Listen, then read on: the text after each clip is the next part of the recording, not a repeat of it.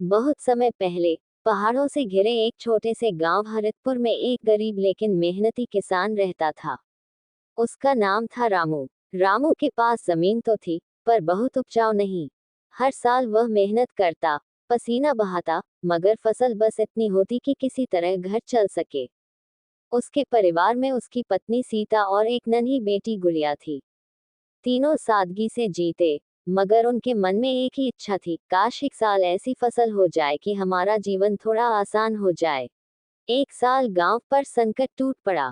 बरसात समय पर नहीं हुई, खेत सूख गए, कुएं का पानी कम हो गया। गांव के लोग परेशान थे। कई किसानों ने कर्ज लिया, कुछ ने अपने बैल बेच दिए। सीता बोली, रामू, इस बार कुछ अलग करो, वरना हम कैसे चलेंगे। रामू ने थकी आवाज में कहा, मैं पूरी कोशिश करूंगा सीता, धरती माँ को निराश नहीं करूंगा। उस रात वह खेत में गया और मिट्टी को हाथ में लेकर बोला, हे धरती माँ, मैं तुम्हें कभी खाली नहीं छोड़ता, तुम भी इस बार मेरा साथ देना। उसी रात, जब वह खेत से लौट रहा था, रास्ते में एक बूढ़ा साधु पेड़ के नीचे बैठा कांप रहा था। रामू ने पूछा, बाबा आप यहाँ अकेले क्यों? साधु बोला, बेटा 3 दिन से भूखा हूँ, कोई खाना नहीं दिया। रामू के पास बस एक रोटी बची थी, वही जो सीता ने उसके लिए रखी थी। पल भर सोचा, फिर उसने वह रोटी साधु को दे दी। साधु मुस्कुराया, उसकी आंखों में अजीब चमक थी। तुम दयालु हो किसान, लो, ये बीज रखो। उसने एक छोटी सी थैली दी जिसमें चमकते हुए बीज थे। इन्हें अपने खेत के बीच में बो देना, लेकिन याद रखना, लालच मत करना, और इस फसल का पहला हिस्सा बांटना। इतना कहकर साधु गायब हो गया। रामू हक्का बक्का रह गया। सुबह रामू ने सीता को सब बताया।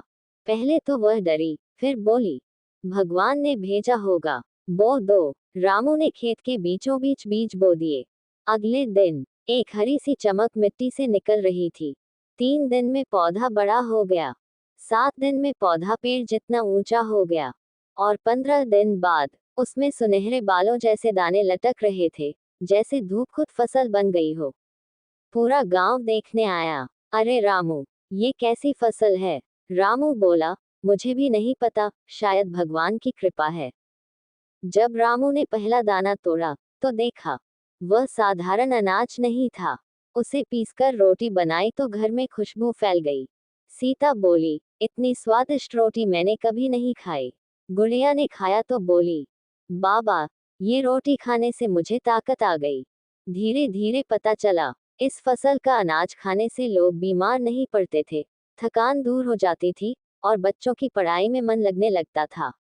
गांव के मुखिया धनराज को खबर लगी।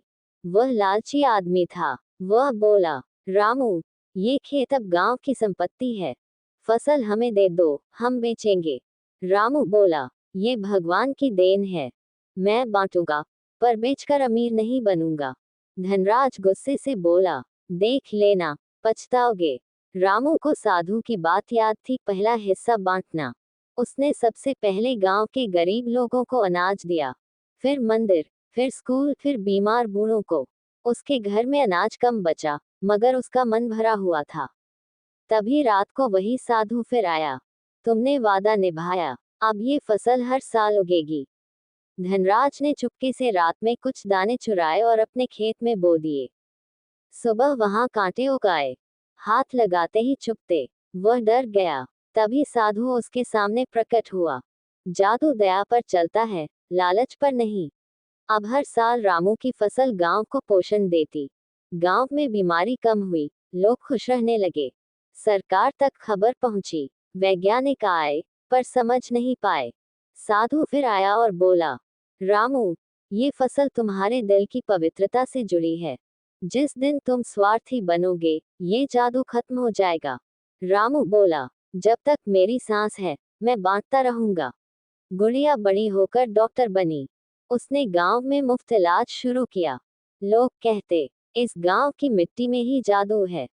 सालों बाद, जब रामू बूढ़ा हुआ, उसने गुड़िया से कहा, बेटी, जादू बीज में नहीं था, जादू दया, ईमानदारी और बांटने में था। और सच में, जिस साल गांव वालों ने मिलकर एक दूसरे की मदद की, फसल और भी लहलहा उठी। सीख, ईमानदारी, दया और बांटने की भावना ही असली जादू है। लालच जादू को खत्म कर देता है। अगर चाहो तो मैं इस कहानी को बच्चों के लिए छोटा नाटक रूप में या चित्रों के साथ भी बना दूं। धान ओपन बुक।